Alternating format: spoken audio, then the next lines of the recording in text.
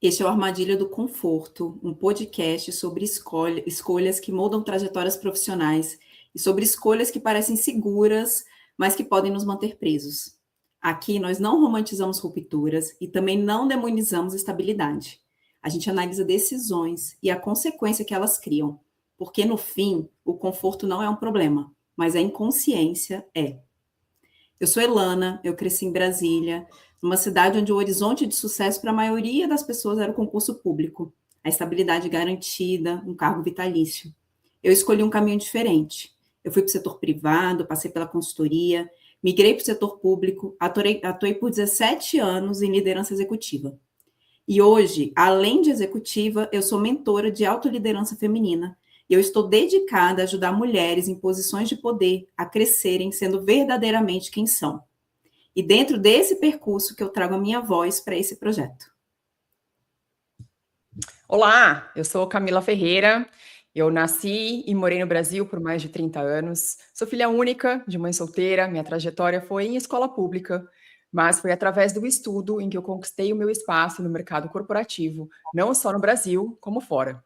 Hoje eu sou uma estrategista global de negócios, já morei em 6 países, em 3 continentes, e atualmente estou em Miami, onde eu fundei a minha empresa chamada Rise Up, e eu ajudo empresas e líderes a se desenvolverem e aprovarem o seu valor através da experiência. Vamos começar, Elana? Eu tenho um tópico hoje maravilhoso. Vamos falar aqui sobre medo, sobre decisões. Eu acho que é um tópico incrível para esse projeto que traz voz para tantos medos, para tantas angústias que não só nós mulheres passamos, mas todos nós, né, ao longo dessa vida profissional e na vida pessoal também. Então, aí, para começar, hoje a gente tem a falar sobre estabilidade. A primeira pergunta que eu te faço é: o que é estabilidade para você? Ixi, Maria. Vamos lá então, Cam. Estou animadíssima com esse tópico também. Quando você propôs esse tema, eu fiquei pensando e refletindo muito, e é natural a gente fazer uma viagem pela nossa vida, né? Por toda a nossa jornada. E eu falo assim, quantas vidas parece que a gente vive em uma só, né? Aí quando a gente vai buscar o que significa a estabilidade para mim, eu fui passando por vários momentos da minha vida e fui vendo como esse conceito foi mudando. Então, no início da minha trajetória, quando eu comecei, Cam, estabilidade era sinônimo de segurança. Eu precisava ter controle das coisas, eu precisava ter uma segurança para conseguir sentir que eu poderia viver e estar nesse mundo, sabe? E aí, a segurança que eu buscava era uma segurança externa. Era no trabalho, era por meio de um acúmulo de patrimônio, né? Era por meio de ter um plano de carreira. O que vai acontecer ano que vem? O que eu preciso cumprir?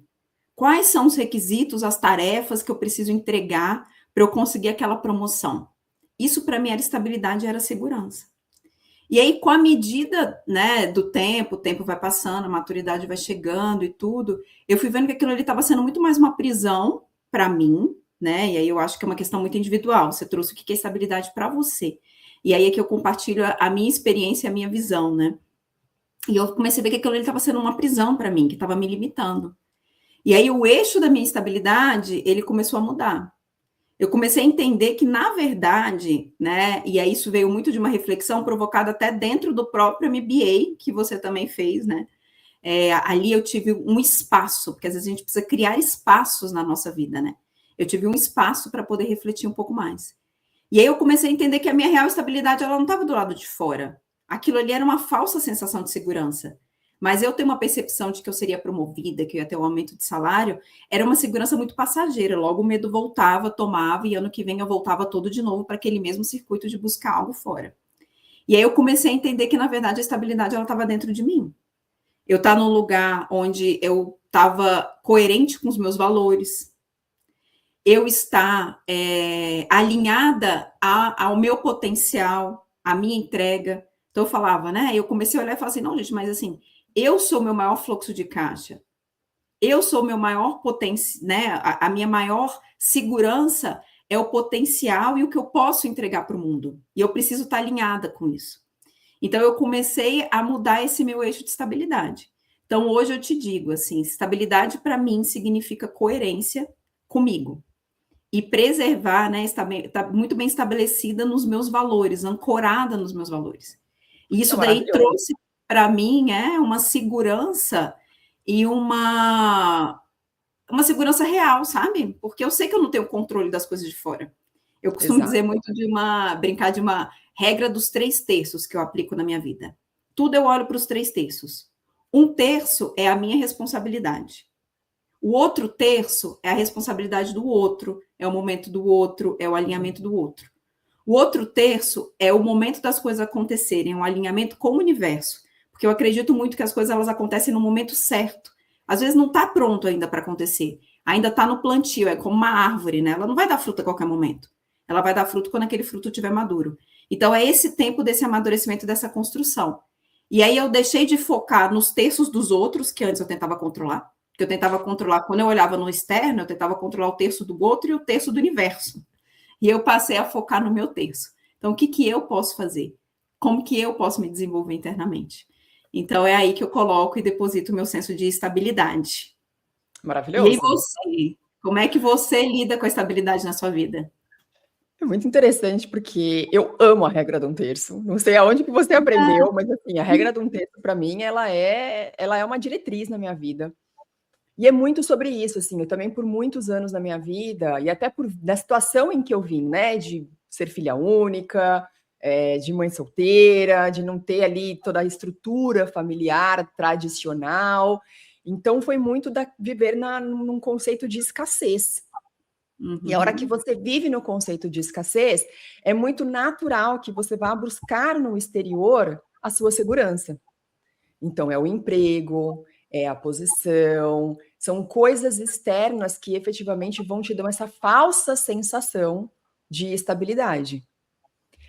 Mas é interessante, porque como eu estava te ouvindo, e obviamente, né, a gente vai mudando ao longo da vida, mas não só isso, como as gerações também, elas vão mudando o conceito de estabilidade. E a minha vida, desde o princípio, a minha vida profissional, ela foi no corporativo, mas da minha mãe, não. A minha mãe foi no setor público.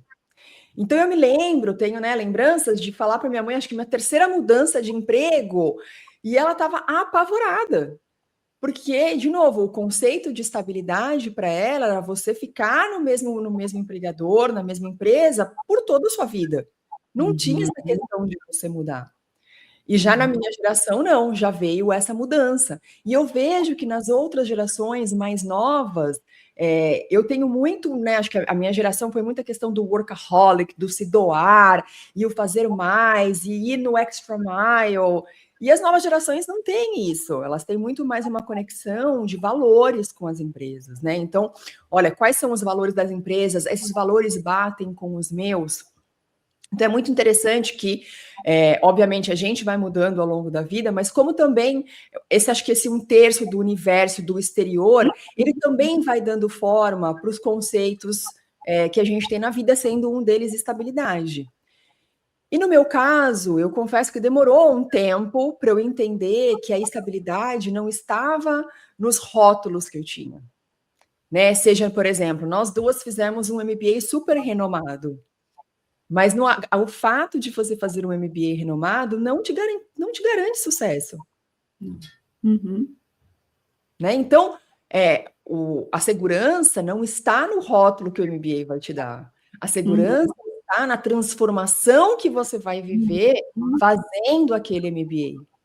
Perfeito. A mesma coisa, as empresas para as quais você trabalha, não é a empresa que dá o rótulo, é o que você faz daquele conhecimento.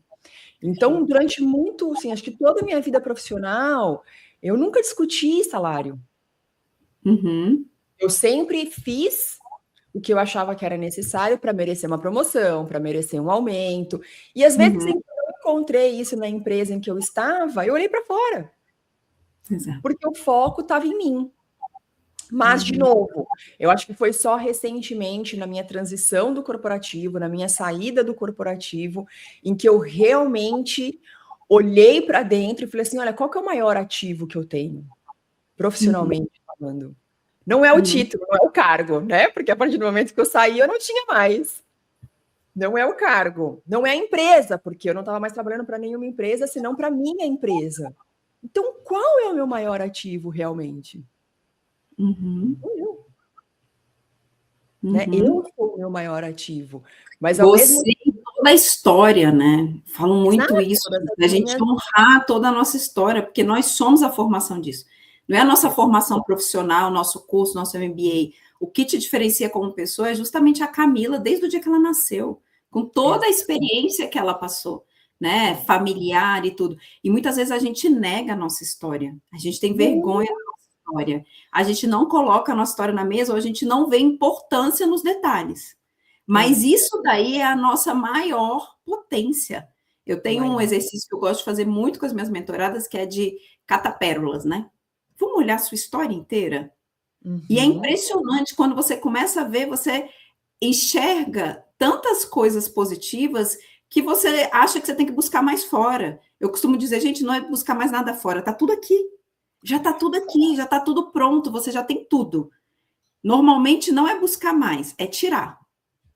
Mas, Porque Ilana, essa nós não somos ensinados a fazer isso. Nós somos ensinados, né? O que a sociedade nos ensina sobre sucesso? Você tem que ter um bom emprego, você tem que ter sim. dinheiro, tá tudo no exterior. Nós não somos ensinados a apostarmos em nós mesmos. E eu vejo uma diferença significativa entre Brasil e Estados Unidos, por exemplo, no quesito empreender. Uhum. Aqui, você tem muita infraestrutura, não só para você empreender, mas como para você errar e seguir adiante.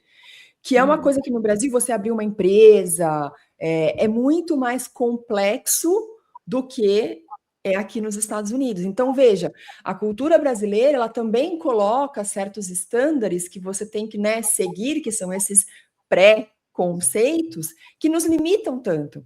E aí eu volto no tema desse episódio: é uma estabilidade ou é um medo bem organizado? Né? Porque Sim. que estabilidade você tem? Olha quantos layoffs, né, que a gente está passando, principalmente no mundo de tecnologia. A Oracle tem alguns dias anunciou um layoff de 30 mil pessoas globalmente falando. Obviamente que tem muitos talentos aí. Será que essas 30 mil pessoas não achavam que trabalhar na Oracle era uma estabilidade? Com certeza. Com E a certeza. pergunta é uma estabilidade ou é um medo bem organizado? Porque você apostar em você mesmo requer musculatura para isso, como qualquer coisa que a gente faça na vida. Né? A gente começou ali no âmbito profissional, como analista, assumiu posições de liderança, foi desenvolver. É uma musculatura que você desenvolve ao longo da sua vida. E a mesma coisa vale para você apostar em você. Sim. E Requer não uma é musculatura. E não é um desapego, né, Cami? Porque às vezes a gente confunde isso também com, então eu não vou me apegar à empresa, então eu vou fazer só o mínimo, eu vou pensar só nos meus interesses individuais. Não é isso que a gente está falando de forma alguma. Mas é assim, eu costumo dizer, né? Se a gente todo dia se perguntar, por que eu estou fazendo o que eu estou fazendo? Por que eu estou nessa relação? Por que eu estou nesse trabalho? O que isso daqui me move, me preenche? Você começa a achar objetivos para muito além daqueles que são postos para você. Que por causa de uma promoção, para conseguir pagar minhas contas, meus boletos no final do dia. Não, mas por que eu faço o que eu faço? E aí eu acho que é uma pergunta muito orientadora, né? Porque a partir do momento que você já não consegue mais achar respostas para isso, você fala, não tenho a menor ideia, porque isso aqui só me traz infelicidade, não está alinhado comigo, eu me sinto todos os dias, né, coagido, mal, com medo e tudo, já é um super indicador de você olhar para isso daí, né? Com certeza. Então, não é uma coisa de não se apegar, é você tá ali sabendo por que você está fazendo e com um propósito, né? Porque no final das contas, você sai da empresa, todo aquele aprendizado que você teve, você leva com você. E esse daí é o seu maior ativo. Porque é aí que você está Exato, construindo o seu real pilar de segurança. Não é no exato. dinheiro que você trabalhou e falou assim, nossa, eu peguei aquele dinheiro, mas eu não levo nada porque eu não consigo reconhecer, porque eu não acreditava naquelas pessoas, eu não gostava do que eu fazia, não quero continuar fazendo isso, eu não quero repetir. E aí o seu olhar, ele já não faz nem com que você absorva e veja os pontos positivos de toda aquela experiência ali, né? Exatamente. Eu, quando tomei a decisão de ir para o mundo de tecnologia e eu saí de empresas muito bem estruturadas, com anos de existência, veio com um custo financeiro. Mas na minha cabeça, aquilo era um investimento para eu aprender tecnologia que estava começando. Isso foi 10, 12 anos atrás. Então, de novo, como é que você aborda essas oportunidades, né? Obviamente, todo ano nas empresas tem as conversas de aumento salarial e tal, são importantes, óbvio, todo mundo tem conta para pagar, ainda não estou minimizando isso aqui, né? Estou longe de ser herdeira. Mas, assim, qual que é o maior retorno do investimento que você está fazendo hoje? Se ele for majoritariamente financeiro, repense. Porque não é aí que está a longevidade. A longevidade está em você se expor a cenários e situações diferentes das quais você viveu. Porque isso vai fazer com que você expanda, isso vai fazer com que você desenvolva uma musculatura, que isso vai te render muito mais dinheiro lá na frente. Então, ficar preocupado com o retorno financeiro do curto prazo pode te limitar e muito no retorno que você pode ter lá no longo prazo. Então, assim, quando a gente fala de medo ou de estabilidade, eu acho que essa primeira pergunta que você trouxe, ela é extremamente relevante. O que você quer, né, conquistar? Quais são os seus objetivos, sejam eles pessoais e profissionais? E como que as oportunidades do mercado se alinham ou não se alinham a isso? E a partir do momento que você sabe, né, o que eu chamo de destino, fica muito mais leve você tomar a decisão. A dificuldade está quando você não tem essa clareza, e aí várias oportunidades aparecem, que eu chamo de distrações, né? As distrações, elas parecem bonitas, mas a gente tem que lembrar que nem tudo que reluz é ouro. Sim. E, de repente, por uma situação que você está passando no seu trabalho atual, seja com o seu gestor, seja com o seu colega de trabalho, seja até por uma questão de atividades que você não gosta tanto de desempenhar, aparece uma outra distração, o que você faz? Troca. Sim. Sem levar em consideração se essa nova oportunidade está realmente alinhado com o que você quer atingir com o objetivo. Sim. Se não estiver, vai demorar muito pouco para você estar na mesma situação que você estava no emprego atual. Sim. E o contrário também é verdadeiro, né? Eu acho que na minha experiência, eu sempre quis uma carreira internacional. E quando essa oportunidade ela apareceu para mim, ela apareceu muito diferente do que eu tinha pensado. Né? Eu trabalhava em empresas norte-americanas, europeias. Eu sempre achei que se um dia eu tivesse a oportunidade de ir para fora, eu iria ou para a Europa ou para os Estados Unidos. E o que me apareceu foi Colômbia. Eita, e aí? Assim, para mim também foi aquela coisa, mas espera aí, será que é isso mesmo? Então eu voltei para o meu destino. Qual que é o meu destino? É uma carreira internacional. Não necessariamente preciso ficar o resto da minha vida na Colômbia. Mas eu também posso me apaixonar pela Colômbia, eu não sei. Mas a Colômbia, ela se alinha com uma carreira internacional? Sim. Então ficou mais leve de eu falar o sim para aquela experiência. E uma coisa interessante que eu quero compartilhar aqui é que, né, para as pessoas mais próximas a mim, quando eu compartilhei essa proposta, a maioria delas, com exceção de uma pessoa que é o meu melhor amigo, falou, não vá. Nossa. Ô, Cami, conta um pouquinho pra gente. Quantos anos que você tinha quando isso veio essa proposta? Como é que era seu momento de vida ali? 35? Eu estava no meio do MBA. Caramba! Eu estava no meio do MBA, eu estava liderando uma organização no Brasil. Eu tinha acabado de fazer uma transição de carreira significativa. Eu tinha saído de finanças, eu estava indo para entre marketing e operações, assim, eu estava efetivamente tentando encontrar o que seria o meu outro destino. Eu ainda não tinha clareza de que o destino era a experiência do cliente, mas eu tinha clareza que eu queria estar próxima do negócio. Então, eu fui fazendo uma transição para chegar perto de operações. Sim. Então, eu tinha acabado de fazer essa transição, eu estava liderando uma empresa no Brasil, saí de empresas extremamente solidificadas e fui para uma startup que tinha 3 anos na época. Saí do financeiro e fui, né, mais para esse quesito, operações, experiência do cliente, um go-to-market. Ou seja, já marcava 2 dos critérios que você estava buscando, né? Exato. Carreira internacional e uma oportunidade para você poder fazer essa transição para outra área de atuação. E aí eu estava fazendo MBA, tudo ao mesmo tempo. Foi no Aham, meio do MBA que veio essa proposta para eu ir para a Colômbia. aham. E obviamente que assim, né, deu aquela chacoalhada, e é isso, não é isso. Eu tinha clareza do sim, mas obviamente que isso implicava uma mudança significativa na minha vida. Esse negócio que você falou, né? Eu tive a clareza do sim. Eu vejo isso acontecendo tanto na minha vida, porque tem decisões que elas não são racionais. Aliás, quase nenhuma decisão é racional, né? A emoção ela fala muito mais alto. Mas tem decisões em que a emoção, que a nossa alma, nosso espírito, ele grita de uma forma tão forte que mesmo que o racional não faça sentido, você vai. E não é nenhuma questão de paixão nem nada disso, mas eu falo, tem coisa na minha vida que assim a decisão já está tomada muito antes deu efetivamente dar o sim. Eu já olhei e falei assim, é isso, é esse o caminho que está sendo desenhado para mim, né? E aí a gente está nesse estado de presença, né?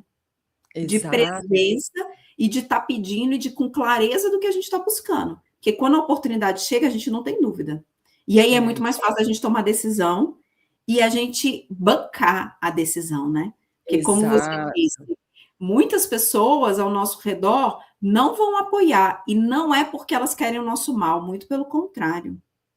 As pessoas, muitas vezes, elas não vão dar conselho por amor, por muito amor, né? É amor que os pais têm, que a família tem, que os mentores têm por nós, mas eles estão falando com amor de acordo com a lente deles, de acordo com a perspectiva deles, de acordo com Exato. os sonhos deles, de acordo com os limites deles, de acordo com os medos que eles possuem e com os conceitos que eles possuem de estabilidade, de segurança, de tudo isso. E não de acordo com os seus. E ninguém vai conseguir esse negócio de, eu vou agir olhando o outro. É impossível, porque não existe ninguém igual a ninguém no mundo. Não. Você é formado com cada minuto e cada segundo da sua história. Então, assim, o que você busca, e do seu destino, né? Que é o que você traz muito, do seu destino. Então, assim, quando você está alinhado com essa voz. E aí, gente, exige presença. Mas uma Exige. coisa interessante, Elana, que eu acho que as pessoas também não abordam, a gente olha muito para a situação atual e o que a gente vai, né? Qual que é a mudança que eu preciso fazer? Mas um olhar que eu acho que é super importante é qual que é o custo de eu não mudar? Entendeu? Então, por exemplo, nesse caso da Colômbia, eu tinha as pessoas ao meu redor, olhando para qual perspectiva? Naquele momento, eu já era uma executiva no Brasil, eu estava fazendo meu MBA, tinha meu apartamento, então, assim, eu já tinha o exterior. Uhum. Né? Que é o quê? Que é o que a gente normalmente se apega para definir sucesso ou estabilidade. Porém, dentro de mim, eu queria essa carreira internacional. Então, a pergunta que eu me fiz naquele momento foi: eu tenho como garantir, eu tenho a estabilidade, eu tenho a certeza de que uma outra proposta de carreira internacional vai bater na minha porta? Não. E Porque eu outra não coisa, controlo. a gente tem um caminho de volta. Eu falo que quando eu Sempre. aprendi isso na minha vida, de assim, gente, toda decisão, aí é, né, um critério que eu adoto para tomar decisão, que eu acho muito legal, assim, eu aprendo muito com os outros e eu gosto de compartilhar o que faz sentido na minha vida. Eu falo que eu só compartilho aquilo que eu já vivenciei, experienciei que deu certo. Aí eu compartilho efetivamente. Então, assim, um critério muito forte que eu tenho para tomar decisão é uma porta que tem volta? Tem decisões na nossa vida que não tem volta. Olha, eu vou ter um filho, eu vou, né? Eu vou entrar nessa, vou maternar. É uma decisão que não tem volta. Você teve um filho, você agora é uma mãe, você vai ter que arcar com todos as benesses maravilhosas que tem e com todos os deveres que a gente também tem que cumprir a partir daquele momento. Claro. Agora, tem outras decisões que a gente vai tomar. Eu vou mudar de apartamento, eu não vou. Eu vou mudar de carreira, eu não vou. Eu vou mudar de país, eu não vou. Eu falo, é uma decisão que tem volta. Tudo tem volta. Você já sabe. Olha, se não der certo na carreira da experiência com o consumidor, eu volto para a área de finanças. Tá tudo bem, eu tenho experiência. E eu vou voltar para a área de finanças mais forte do que eu saí. Por quê? Porque agora eu tenho um outro olhar. Exato, eu volto para finanças com o que um perfil de finanças não tem. E esse é um ponto extremamente importante, porque tudo na vida, todas as experiências, elas são ativos profissionais. Todas. Sim. Até as experiências pessoais. Às vezes eu pego pessoas que estão em fase de transição de carreira e ficam se sentindo incomodadas por estar em fase de transição de carreira. Eu falo, gente, você tem noção do tanto que você está aprendendo? Vamos recapitular. Durante esse período que você não está parado, você está lendo, você está se formando, você está experimentando outras coisas, você está se conhecendo, você está se conectando com o seu corpo. Tudo isso daí está te tornando uma pessoa ainda mais preparada, madura, para você atuar com muito mais certeza, objetividade, tudo isso. Outra coisa, maternidade. Eu falo, não coloca a maternidade, porque tudo depende do ponto de vista que a gente vê aquilo, como a gente internaliza e como a gente externaliza para os outros também. Eu falo, gente, maternidade é o maior MBA que existe. Nossa, existe MBA eu falo que é uma MBA. Mãe MBA. Existe MBA maior do que isso? Você aprende, eu falo assim, eu antes de ser mãe e após ser mãe é outra profissional, outra pessoa completamente diferente. Quando eu voltei já da licença maternidade, eu falava, nossa, como que eu gastava tempo com coisa besta? Como eu me importava e me preocupava, como eu era insegura para tomar decisões que hoje eu consigo tomar com uma facilidade muito maior. Então, a gente olhar para a nossa vida de uma forma integral. Todas as experiências que eu tenho fora, elas têm que ser trazidas para dentro do ambiente de trabalho. E eu tenho que internalizar isso como o nosso maior ativo, que é o que você falou, né? Exatamente. Mas assim, eu queria muito bater nesse ponto de qual que é o custo de ficar. Porque as pessoas sempre olham sobre o custo de se mover, né? Então, mas eu vou para o desconhecido, eu vou ter que começar do zero, eu vou ter que me provar de novo. Tá bom. Talvez algumas dessas coisas sejam até verdades. Mas qual que é o custo de você não se mexer? Qual que é o custo de você ficar aonde você está não tá ruim, mas tá bom? E assim, só para a gente, né, endereçar o elefante na sala. Tá ruim? Não tá bom. É verdade, é verdade. E eu falo assim, o maior custo de ficar que eu vejo, que eu acompanho, é cada dia que você passa num lugar que você já sabe que não é para você, porque a gente sabe. A gente pode se enganar racionalmente. Não, mas eu não posso. Não, mas eu preciso. Não, mas... Esse não, ele já é um grande indicador. Porque, no fundo, você já sabe. Cada dia que vai passando, você vai minando mais a sua autoestima. Você vai minando mais o seu alto valor e a sua percepção de que você consegue sair daquela situação. Porque quando você já está num lugar que não te cabe, você não consegue desempenhar a sua função. E aquilo ali vai te minando, e você vai tentando caber, e tentando caber. E cada vez que você tenta caber mais, você se distancia mais de quem você verdadeiramente é. E não tem como. Essa luz, esse brilho que vem muito profissional, ele vem daí. A pessoa, ela está alinhada com os valores dela, com o que ela acredita, com o que ela está entregando. Então, o custo de ficar é um custo de que quanto mais você fica no lugar que não te cabe, mais difícil é sair depois. E pior, Ilana, quando você fica, você não se permite conhecer o novo. E esse, para mim, é o maior custo que a gente paga. Porque, veja, ao longo da nossa vida, a gente está constantemente, conscientemente ou não, experimentando coisas novas. Né? Uma mudança de trabalho, uma mudança de departamento, uma mudança de país, o que é? É você experimentar o novo. E óbvio que o novo, ele vem com receios, ele vem com dúvidas, ele vem com perguntas, com questionamentos. É normal. Lembra quando a gente estava no colégio, de um ano para o outro, como é que vai ser o próximo ano? É normal. Só que a gente vai, né, entrando na fase adulta e a gente vai deixando com que esses preconceitos de estabilidade, eles criem raízes. E eles vão tirando de nós a flexibilidade e a curiosidade que é nato na gente. Pega uma criança, pega um bebê, ele quer explorar. Ele não quer ficar naquele quadradinho que você colocou. Né? Então, assim... É muito importante isso. A estabilidade, ela não é natural do ser humano. Não! Mas a gente envelopa ela, né, desse medo organizado. Então, é um medo organizado, envelopado, que a gente chama de estabilidade.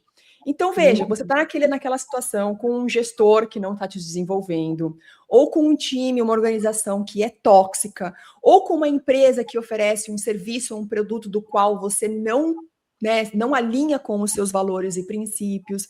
E aí, porque você tem as contas para pagar, o que eu entendo, você vai fazendo o quê? Você vai se encaixando, encaixando, encaixando. E acho que o exemplo que eu sempre dou para as pessoas terem a noção do que a gente está falando é: imagina você ir para uma festa de casamento com um sapato, um número ou 2 números menor. Uhum. Né? Você vai chegar no começo, o pé ainda não inchou, então ele está ali apertadinho, no começo ainda vai. Mas e depois? Você não consegue nem aproveitar a festa, porque o sapato ele te aperta tanto que você não consegue pensar em nenhuma outra coisa que não seja tirar o sapato. Agora, veja, a gente faz exatamente isso com a nossa saúde mental, a partir do momento em que a gente vive no tá ruim, mas tá bom. Sim. Por quê? Porque a gente vai se distanciando do nosso eu, né? É o sapato apertado. Você vai se distanciando do seu eu, você vai se desconectando dos seus valores e princípios, a ponto de que a gente está vivendo essa quantidade de burnout que a gente está vivendo agora. Sim. Então, veja, qual que é o custo de você ficar? Acho que a gente tem que mudar um pouco esse approach, que é quais são as dúvidas que eu tenho do novo? Fantástico, teremos dúvidas. Mas qual que é o custo de eu ficar aqui? Não, a única certeza que a gente tem é que a gente vai ter todas as dúvidas do mundo, porque a gente não tem nenhuma certeza, porque é novo. Mas qual que é a única maneira de você fazer com que o novo não seja novo? Vivendo, não é? Agora, uma pergunta, né, que já passou muito pela minha cabeça e que eu tenho certeza que passa pela cabeça de muitos, e aí aproveitando até esse gancho, para quem está nos assistindo, se quiser mandar perguntas para a gente, vai ser uma delícia, né, participar e compartilhar com todos vocês. A gente quer saber qual a opinião de vocês aí sobre o conceito de estabilidade. Mas uma pergunta que já passou muito na minha cabeça, eu sei que passa na cabeça de muitos, porque eu escuto ela recorrentemente, né? Mas eu já investi tanto. Eu já investi tanto nessa carreira. Meu sonho, eu tô aqui desde os 19 anos, eu queria me tornar, né, sócia, diretora deste lugar aqui. Eu investi a minha carreira neste lugar aqui. Eu vou desperdiçar? Eu vou jogar isso no lixo? Eu não posso, eu tenho que continuar. E aí tem um conceito que a gente aprendeu, né, no mundo dos negócios, que eu gosto muito de aplicar também na minha vida pessoal, que é um conceito de sunk cost, que é o custo do investimento lá atrás, que chega um momento que você tem que olhar para o investimento e você fala, olha, eu já investi isso tudo, mas se eu continuar investindo, eu só vou perder dinheiro. Então, aquele custo que eu investi até ali, ele tem que ser abandonado, porque senão o prejuízo ele só vai aumentar. Eu já depreciei aquele custo todo. Já depreciou o custo já foi, você olha para sua carreira, você fala assim, meu Deus, mas eu já aprendi tudo que eu tinha que aprender. Não tem mais conta. Eu tô aqui no lucro. Eu tô aqui, eu já alcancei esse cargo, eu experimentei tudo. E chega um momento que as nossas experiências, elas esgotam naquele lugar. E se a gente não se movimentar, a vida vai se movimentar por nós. Aí vem um conceito do MBA, né? Você falou do sunk cost. Um conceito do MBA que para mim ficou quase que tatuado é que a não tomada de decisão é uma decisão por si. É uma decisão por si. Você está decidindo não opinar. Você está decidindo não fazer o movimento. E isso é uma decisão. Quantas pessoas, elas não querem tomar decisão e deixam que o outro tome? Olha, não tá bom, mas eu vou esperar me demitirem. Eu não vou me demitir, porque não é justo eu me demitir, e aí a pessoa não sabe o custo que está tendo para ela. Emocional, físico, de rancor, de trabalhar no negócio, que é uma energia que depois, para você tirar ela e reverter esse estado que você está mental, gasta muito. Você tá ali, né, ancorado num galinho e todo aquele fluxo daquele rio maravilhoso passando e você, não, eu não quero. Peraí, gente, tem aqui uma coisa muito maior, né? E aí, Elana, falando um pouco do eu já investi, né? Mas o que eu faço agora que eu já investi? Vou compartilhar um pouco da minha experiência, porque eu saí de finanças e fui para outro departamento. Em momento algum, eu considerei que eu estava começando do zero. Jamais. Muito pelo contrário, porque eu também olho o copo sempre meio cheio. Quando eu fiz a transição para o mundo de operações, eu trouxe uma bagagem comigo que ninguém em operações tinha. Então, para que lado da equação, ou que lado da moeda você vai olhar? Para o que você não tem, que é a escassez, ou para o que você tem, que são os seus ativos?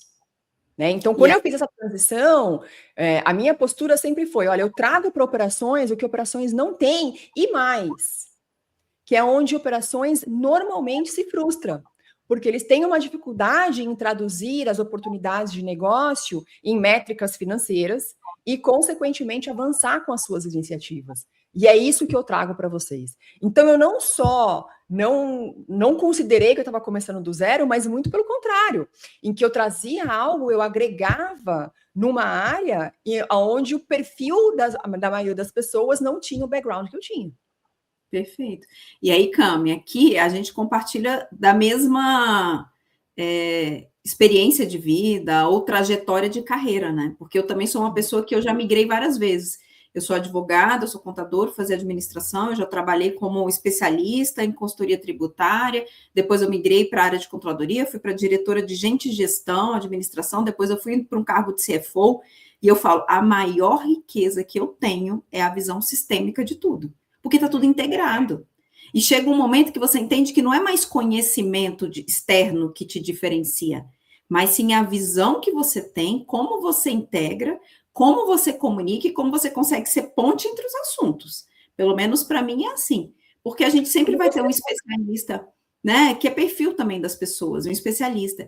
E isso daí eu venho falando muito com as minhas mentoradas, porque a gente está no mundo agora, numa era de transição, né? Pegando um gancho até com o que você falou lá atrás, da questão geracional. Nossa, para os nossos pais, escutar isso daqui é um absurdo, porque era uma carreira numa empresa.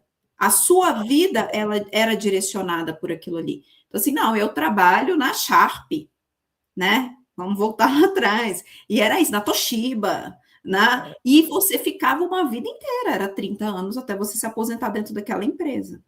Na nossa, eu falo, eu fiquei 10 anos na PwC. Depois, os meus ciclos, eles foram de 4 anos em cada empresa. Hoje em dia, a gente já não fala nem de ciclos em empresas, a gente fala de ciclos em carreiras. Então, assim, não é mais uma advogada e uma contadora, é o que eu sou e aonde eu vou poder estar desempenhando o meu papel em diferentes funções e atribuições, porque o mundo, ele está extremamente dinâmico, né? E aí, mais uma vez, assim, né, as características que a gente precisa cultivar agora, principais para a gente navegar com a tal da estabilidade ou segurança nesse mundo em que não tem nada de estável. A gente está falando de estabilidade em um contexto em que ela não existe mais. Não adianta a gente falar, a gente não tem mais estabilidade. A gente está num processo... Nós nunca tivemos. Eu acho que era, de novo, era um medo organizado, disfarçado de estabilidade. Nunca tivemos, mas pelo menos você ficava ali quietinha. Agora a vida, ela não vai nem te dar a oportunidade de você ficar na sua caixinha de medo, ela vai te mover. Mas, né? Helena, pensa nos nossos pais, e eu não tenho minha mãe viva mais, infelizmente, mas como será que era você ficar 30 anos numa mesma empresa, num cenário que talvez não fosse aquele que você gostaria? Olha que prisão, né? E por quê? Porque naquele momento, o que era a estabilidade? Era ficar na empresa. Na empresa, cumprir muitos protocolos sociais, né? A gente tinha muitas caixas que a gente tinha que se enquadrar elas, e aí você tinha ali as mesmas moedinhas que você ia catando ao longo do caminho para você ir passando as provas da vida. Hoje em dia, a gente está num contexto, o nosso videogame, ele mudou. O nosso videogame, ele mudou completamente, né? Se a gente for falar assim. Então, para a gente ir surfando nessa onda, né? Eu estava falando das duas características e qualidades que eu penso que a gente precisa cultivar muito, né? Que eu venho cultivando muito na minha vida. É a questão, primeiro, da presença. Cada vez mais trabalhar um estado de presença, né? É o tal da atenção plena, é o tal do mindfulness. Por quê? É o que você comentou. As oportunidades, elas estão passando o tempo todo na nossa frente. O nosso corpo, a nossa mente está comunicando com nós o tempo todo. Para onde a gente tem que ir, qual que é o direcionador. É muito difícil a gente falar qual que é o nosso destino. Essa pergunta é muito difícil de ser respondida. Nossa, mas ela vai ser respondida aos pouquinhos, porque é uma construção de uma vida inteira. E eu falo, eu já vivi 1000 vidas numa vida só, porque eu já tive muitas certezas absolutas e as minhas opiniões vão mudando, porque eu vou mudando. Então, aquela Elana de 20 anos, para ela, estabilidade era segurança, e foi maravilhoso, porque fez ela andar. A Elana dos 30 já não tinha mais estabilidade como segurança externa. Ela tinha agora como interna.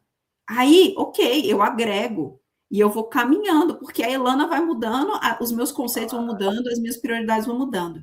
E para isso você tem que ter atenção plena, para você estar se enxergando, para você estar reconhecendo que você está mudando. E a segunda que eu falo muito é a questão da adaptabilidade. A gente aprender a se adaptar. Porque quanto mais a gente se apega, não, agora tá tranquilo, agora eu dominei isso daqui. Gente, é causa de sofrimento, porque amanhã muda tudo de novo. Ainda mais agora, né? Nessa velocidade de mudança que a gente está vivendo. E uma das tendências que eu tenho visto aqui nos Estados Unidos, que eu acredito que sim, vai ser uma tendência global, é a gente já não ter mais esse emprego das 9 às 6, né? Esse contrato indeterminado, mas você trabalhar no conceito de fracional. Aonde, imagina que nós todos vivemos como se fosse, né, no marketplace, pensa na Uber. Então, todos nós somos os drivers, os motoristas, a gente vai ter os ratings, a gente vai participar de projetos diferentes, a gente vai ter a oportunidade de agregar valor em situações e condições diferentes, aonde o que vai prevalecer é o valor que a gente agrega, como o marketplace, como os ratings. Então, eu vejo isso acontecendo aqui nos Estados Unidos numa velocidade bem rápida e acredito sim que isso vai ser uma tendência global. Então, veja, a gente vem aí primeiro, né, de mulheres nem estarem no mercado de trabalho, depois a gente vem de uma geração onde a gente permanecia toda a nossa vida profissional atrelado ou vinculado a uma empresa, depois a gente passa por uma transformação que é já ter essa mudança, mas em ciclos menores, aí a gente vai para ciclos profissionais e agora a gente está falando de fracional. Uau! O que para mim é muito interessante é que o fracional, ele é muito mais do interno do que do externo. É o quanto eu, né, como indivíduo, posso agregar de valor. Então, a gente sai dos rótulos, não é a Camila CFO de tal empresa, não é a Elana Head de People. Não! Que projetos eu participei? É a Camila que ama a natureza, que tem visão sistêmica, que quer entregar isso, que tem essa conexão, e aí exige um autoconhecimento do que eu gosto, o que são minhas causas, quais são as minhas verdadeiras qualidades. Não, eu falo bem. Eu gero, né? Eu gero. Baseado em quê? Nos meus valores, nos meus princípios, nas minhas experiências. Então, é a gente dar muito mais valor para o indivíduo e para a autenticidade, para a especificidade de cada um de nós, porque de repente você está trabalhando numa empresa, você é um bom profissional, mas aquele projeto não te beneficia. Não beneficia, ou você não tem as fortalezas que se encaixam com aquele projeto.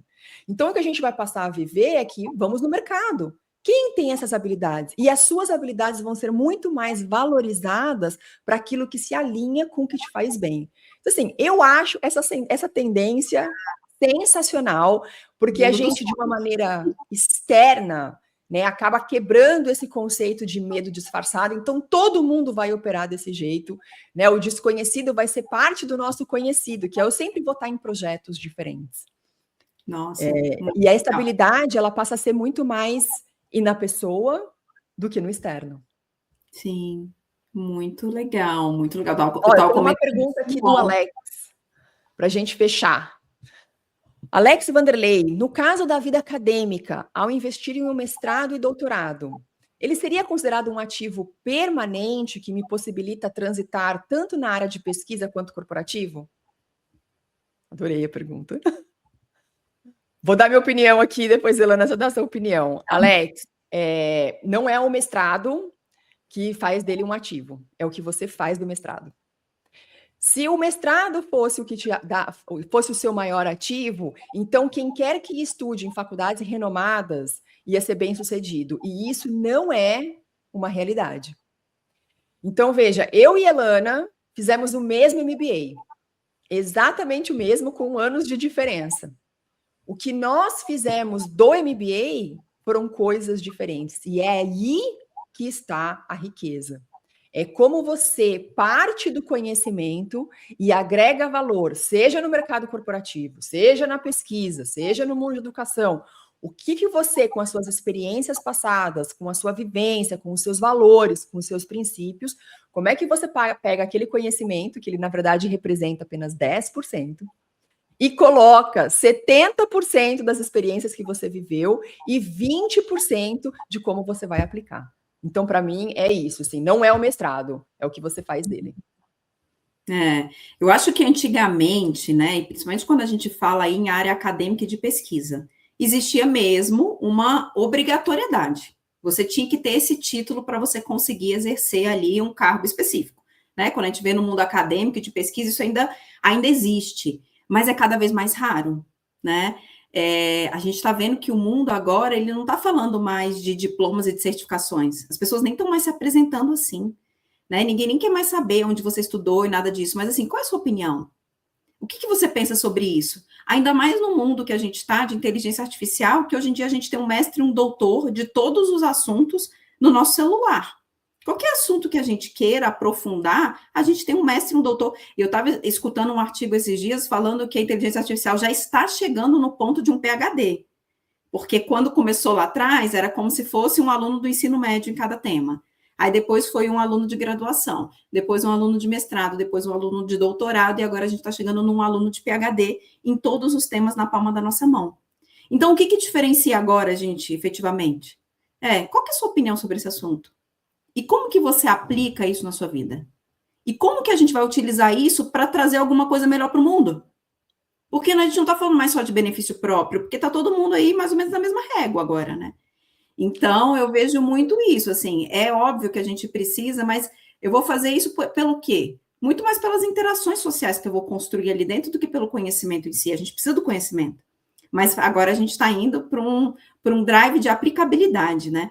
Que até aquele negócio, se você lesse todos os livros do mundo, tem muita gente que já leu todos os livros do mundo, mas não tem conhecimento, não tem sabedoria, porque não aplica aquilo. Exato. Então, acho que depende tudo de como você vai aplicar. E a gente sabe que o sistema educacional, em todos os níveis, ele está passando por uma crise gigantesca, e não é de agora, né?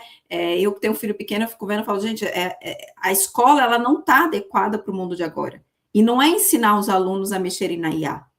Pelo contrário, é tirar todas aquelas caixinhas e deixar a criança se desenvolver em todos os seus potenciais, porque não existe mais caixa. A gente está indo agora para um ecossistema vivo, né? Então, assim, é esse tema educacional, mas eu tenho que estar lá com essa visão de que eu não estou lá para me colocar em mais uma caixa. Eu estou lá para despertar em mim todos os potenciais, né? Para eu aplicar no mundo. E aí, só para concluir aqui, né? Até o MBA, a Cami trouxe, cada uma aproveitou de uma forma. Eu falo que o MBA foi maravilhoso, porque a gente fez um MBA de formação de cadeira de diretoria, né? Um MBA mais amplo, e a gente passou de uma forma bem profunda por todas as cadeiras de diretoria. E eu falo que o MBA foi para mim uma escola porque eu pude me experimentar em muitas áreas e descobrir talentos e aptidões e preferências que eu tinha que eu não teria contato se eu não tivesse feito aquele curso. Então, lá dentro eu consegui falar, caramba, eu também gosto de trabalhar com marketing. E isso daí era uma coisa muito distante para mim. Eu também gosto de trabalhar com logística, isso era uma coisa muito distante. Então, foi uma cadeira de experimentação em várias áreas e que expandiu muito o meu conhecimento sobre mim mesma, né? Maravilhoso. Alex, obrigada pela pergunta, obrigada pela participação. E é isso, para a gente fechar aqui, Elana, a gente está falando de estabilidade ou medo disfarçado? Eita.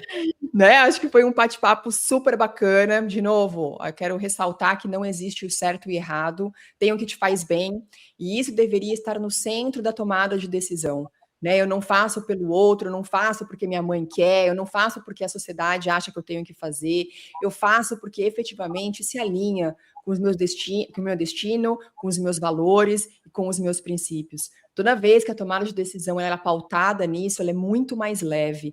E não quer dizer que a gente não vai cometer erros, mas quer dizer sim que a gente sempre pode voltar para casa, como você disse no começo. Mas experimentar faz parte do nosso DNA. A gente nasce querendo experimentar e explorar esse mundo, a gente não vê limites. Os limites são colocados por aqueles que nos cercam e não por nós.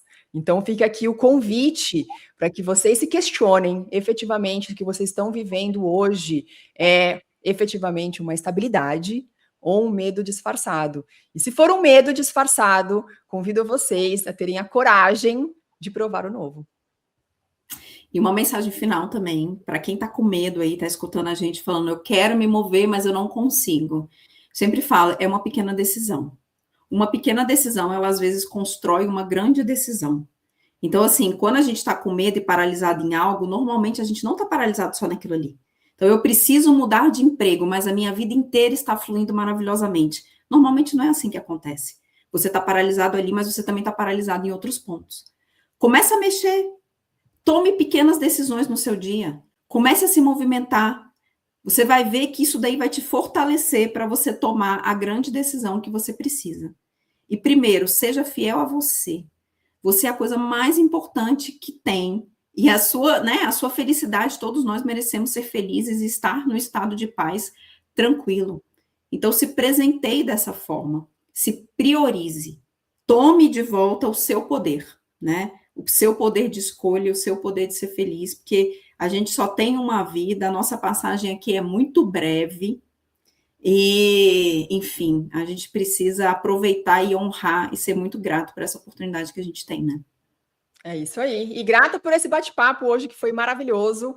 Esse é a Armadilha do Conforto. A gente está aqui ao vivo a cada 15 dias, às sextas-feiras. Então, conto com a presença de vocês e até o próximo episódio. Até o próximo. Tchau, tchau.